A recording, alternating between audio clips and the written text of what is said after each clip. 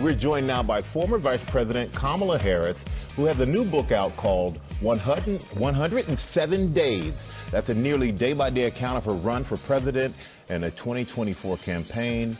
Vice President Harris, thank you for joining us this morning. Thank you, Michael. It's good to be with you. Great to be with you. And we're just going to dive right into it because everyone seems to have their own theory.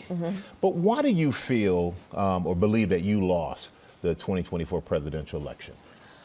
Well, I talk about a lot of the factors that I think contributed to the outcome. But the reason I wrote the book is, Michael, it really was an unprecedented election. You think about it. A sitting vice president running for re-election 3.5 months before the election decides not to run. The sitting vice president then takes up the mantle, running against a former president of the United States who had been running for 10 years with 107 days to go. It's unprecedented. It was the closest presidential election in the 21st century. And as history writes about that election, I felt very strongly that I wanted to make sure my voice was present in how that election is discussed and covered. It's part of American history, and I wanted to make sure my voice would be a part of that. So did you believe 107 days was enough? Did you wish of course you wish you had more time, but do you think it was enough?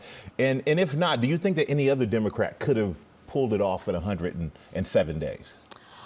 It was not enough. I can't predict the outcome. We have lots of stars in our party. I'm sure that there are many people who would have done a great job. I can't predict what the outcome would have been. Well, how do you, there were some Democrats who said that you don't take enough responsibility for the loss. How do you respond to that? As I say many times in different ways in the book, the buck stopped with me, and I'm clear about that. I'm clear about that. And there were so many factors. You know, one of the aspects of those 107 days that I think is important to remember as we go forward is that we have an individual in the White House, the President Trump, who in running for re-election made a lot of promises to the American people that he did not keep. I talk extensively about the fact he said that his main reason for running, and on day one, he was going to bring down prices. And I do believe a lot of people voted for him with that priority in mind. And look at where we are today. Inflation is up. The cost of food is up. Unemployment is up. He did not keep that promise to the American people. And we also need to remember those 107 days around some other stuff that he said. Mass deportations, that he would weaponize the Department of Justice against his political enemies, that he would silence critics. And he has done that consistently. Mass deportations, you know, somebody told me recently a story about a fellow they were talking with who was a big supporter of President Trump when he was running. He's a Floridian, he's Cuban descent. And he shared the story of how his life partner, his wife, is now in deportation proceedings to be sent to Sudan. And when asked, what happened? Why did you have so much support from him? He said, well, I believed what he said, that he was going to only go after criminals.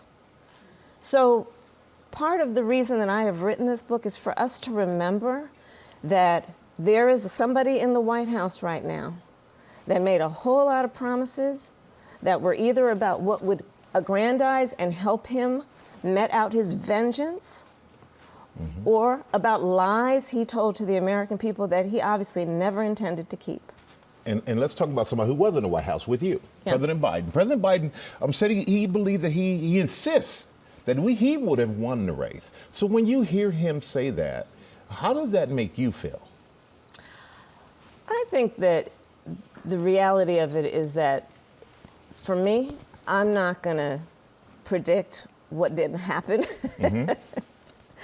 The reality is, and listen, I talk about how difficult January 6th was for me, of 2024, not to mention 2020, when I fulfilled my constitutional duty and responsibility as Vice President of the United States and President of the United States Senate to stand there as the former Democratic nominee for president and certify the election. Because I believe very strongly that in spite of all the other nonsense that might be coming out of my former opponent. I was not about to degrade the role of Vice President of the United States around acknowledging a free and fair election and the peaceful transfer of power, which is part of the hallmark of who we have presented ourselves to be as the United States of America. Well, you said in the book that that's the hardest thing that you had to do. It's one of the hardest things I've ever had to do, Michael. But there are so many people out there who felt that President Biden shouldn't have run for re-election. And you wrote in the book that it was, quote, Joe and Jill's decision, that other Democrats decided it was Joe and Jill's decision. Well, do you regret not voicing your opinion in that moment? Yes, and I actually have reflected on that, and I've written about that. I realized. Would it have mattered if you did? I don't know. But I can only take responsibility for myself. Mm-hmm. And on reflection, and I talk about it in the context of asking a question of myself: was that grace to not bring it up to him, or was it reckless? Mm. And on my part, I do reflect on that and feel that there was a recklessness about not raising it with him. I talk about what was going through my head, right? And what was going through my head to not bring it up was that it would come off as being very self-serving and therefore maybe lack the credibility that it deserved. But I do think about it. And I also say, though, and I speak extensively about this, my concern about him running for re-election was completely separate from my admiration and knowledge about his capacity to serve as President of the United States, which was consistent and never wavered. Well, when we sit here, as we sit here today, do you think he would have been up for running the country for 4 more years? Here's the distinction that I make. And having had the experience myself, it is one thing to have the capacity to govern. It is another thing to go through an election for President of the United States. So you are an athlete, you may appreciate this kind of metaphor. Running for President of the United States is like being in a marathon at a sprinter's pace with people throwing tomatoes at you every step you take. It is not for the lighthearted. It takes an incredible amount of endurance and stamina. And can you imagine doing it while you are also carrying literally the weight of the world as being President of the United States? So the distinction I make is about capacity to be president and what that election would require in that campaign, especially running against Donald Trump. Yeah, and running against Trump, you had the big debate that we all watched. And you said leading up to that debate, you got a call the day of. And the call from President Biden left you angry and disappointed. What did he say to you? So he called me, and again, listen, this book, I am being candid in this book about behind the scenes what happened.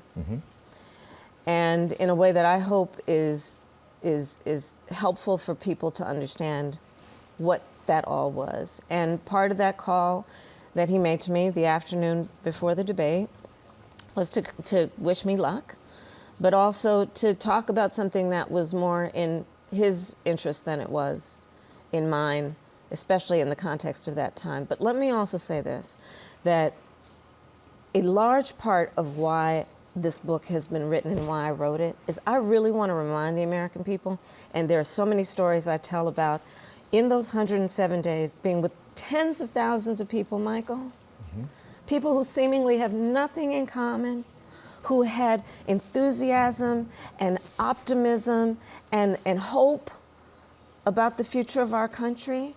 And I talk about it now and always. We're living in very dark times. These are troubling times. And I hope and I pray that when people read this book, they will remember the light that they had that cannot be diminished by the outcome of one election or the existence of one individual. That light exists in all of us. And we have to see it in each other and let that propel us through these dark days. And we see your passion for politics. We see your passion for the country. You ruled out that you run for governor, California. Correct. That's correct. Are you ruling out a run, or are you ruling out a run for president in 2028? I'm not focused on that right now. I'm really not. I'm really excited about my book tour.